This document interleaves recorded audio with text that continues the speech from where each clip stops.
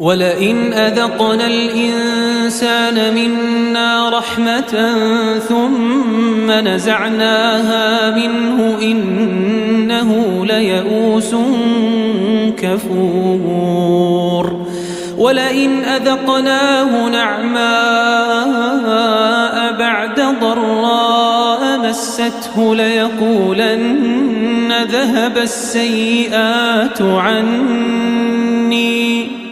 إنه لفرح فخور إلا الذين صبروا وعملوا الصالحات أولئك لهم مغفرة وأجر كبير فلعلك تارك بعض ما يوحى إليك وضائق به صدرك أن يقولوا لولا أنزل عليه كنز أو جاء معه ملك إنما أنت نذير والله على كل شيء وكيل أم يقولون افتراه قل فأتوا بعشر سور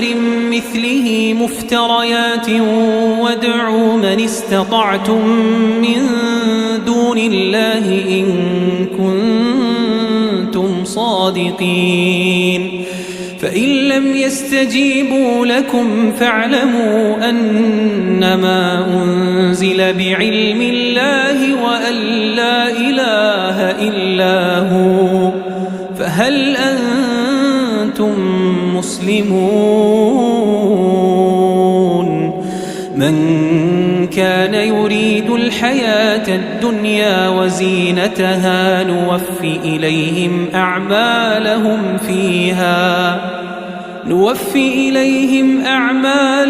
فيها وهم فيها لا يبخسون أولئك الذين ليس لهم في الآخرة إلا النار